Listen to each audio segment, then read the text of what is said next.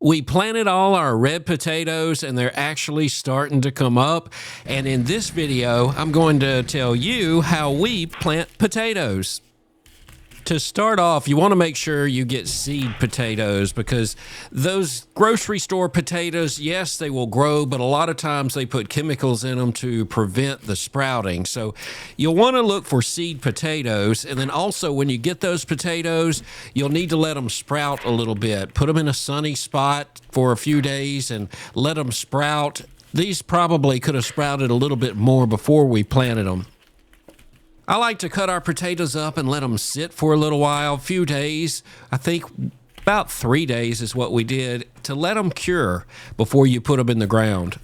And if you do that, it'll help prevent rotting. You'll want to try to keep 2 eyes on it when you cut them.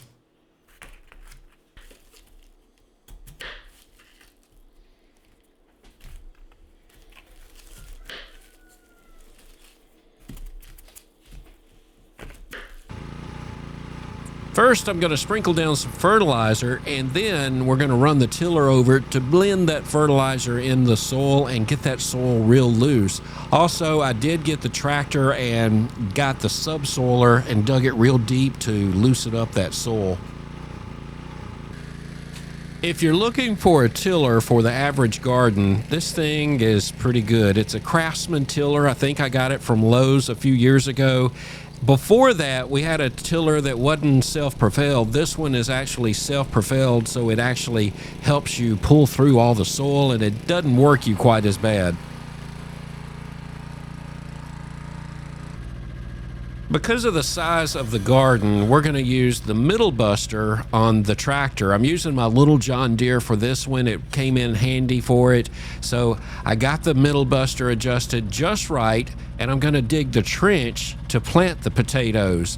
Last year, I didn't have this middle buster, and I had to dig the trench for 2 rows that are over 100 foot long with a shovel, and that was a little too much for this 50-something-year-old guy.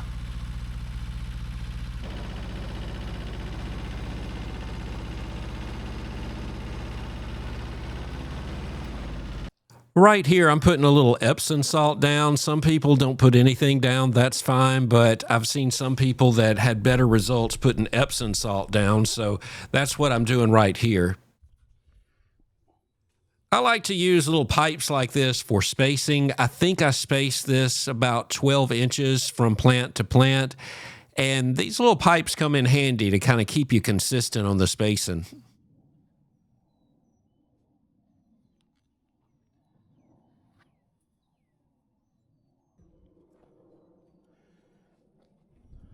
If you've got a big garden, this is the part that may take a little time. It did for us. We've got 2 long rows of potatoes, so you just kind of have to bear with it.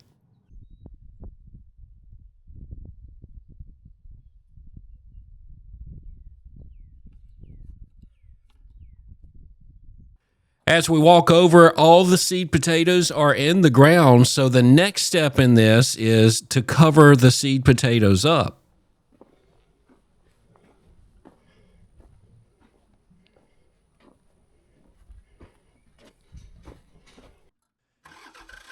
I put the hiller on this John Deere tractor, but the only thing, it didn't have any support on the 3-point hitch where the sway bars would go back and forth, so I decided not to use this, and I switched to the bigger tractor to get it a little more steady and make sure that row goes straight, because I didn't want it to ruin any of the potatoes that I planted.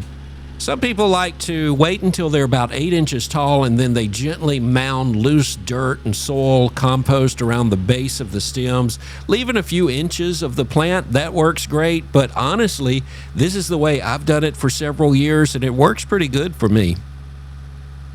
When I switched over to the big tractor, it actually went pretty good. I was scared that it might be a little too big and the rows would be a little too far apart, but it fit just perfect. The first row I left the hiller in the middle, and then the second row, I moved it over to the left, and that gave me about 36 inches of spacing between the rows, and it really worked out perfect, and it got the hill just above the potatoes that I planted.